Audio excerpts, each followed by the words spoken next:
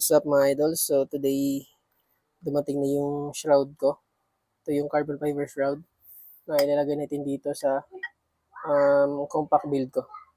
So again, as always, yung pinakaunang step natin dyan is i-check natin yung length.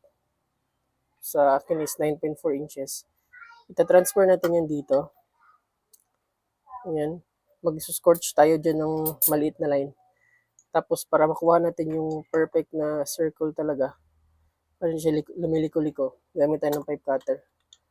Pakain nyo lang siya sa pipe cutter. Ganito.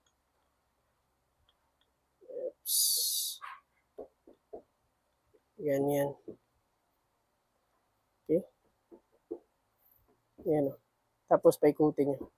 That way, perfect yung circle na makukuha natin. Hindi siya liliko-liko. Tapos yan kasi yung magiging guide natin sa pagputol. Okay? Okay. So ngayon, dito tayo magsuscore ng cut. Kasi ito yung ilalagay natin doon sa barrel. So dito tayo magkakatay dito. Tapos yung mga hindi perfect na lines, gamitan natin ng liha. Okay? Start natin yung Dremel.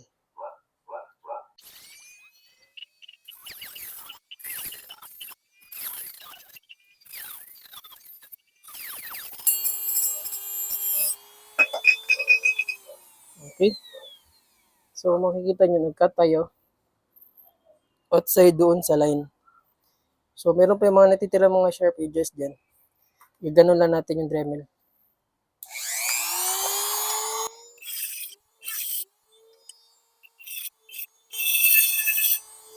So, ayan, nakuha na natin yung kanyang mga guhit.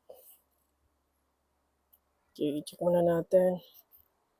All goods. Ngayon, gagamit na tayo ng liha. So, meron ako dito 600 grit tapos 1000 grit. Okay, so mag-start muna tayo sa 600 grit.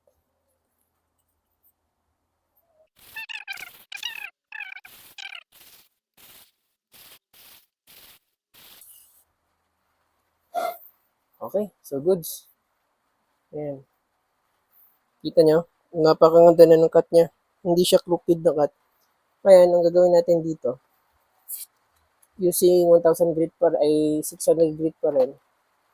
Kuha tayo, magkakat tayo ng napakaliit lang. Maliit na 600 grit.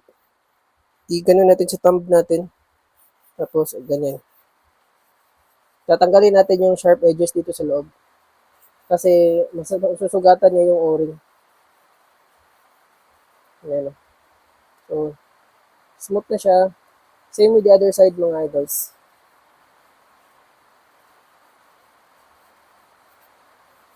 Okay? Ayan, tapos na. Nakuha na natin yung ating ito. All goods. Linisan na lang natin to.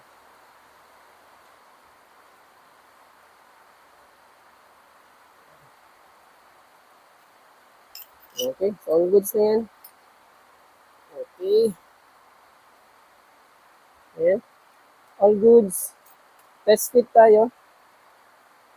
Ayan, test fit natin. But first, lagyan muna natin ng silicone. Yung mga o-rings natin. Ayan.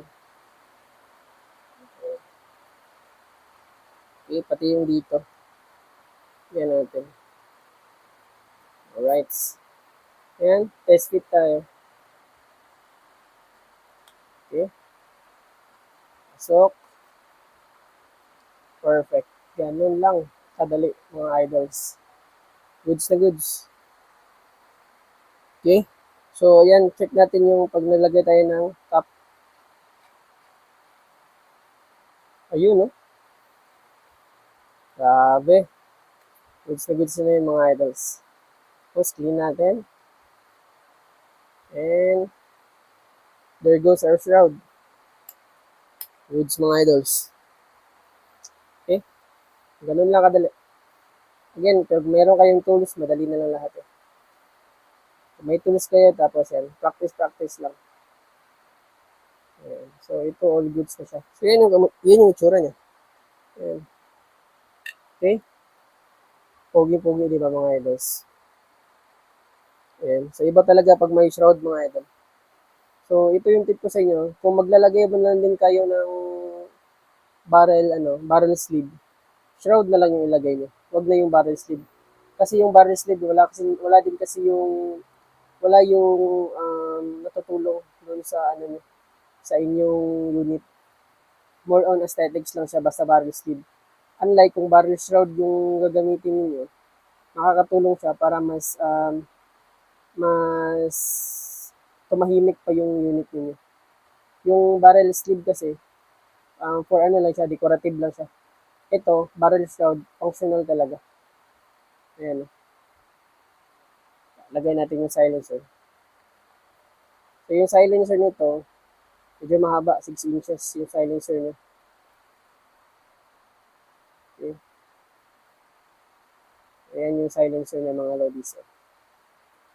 Ayan, no? Guwapo.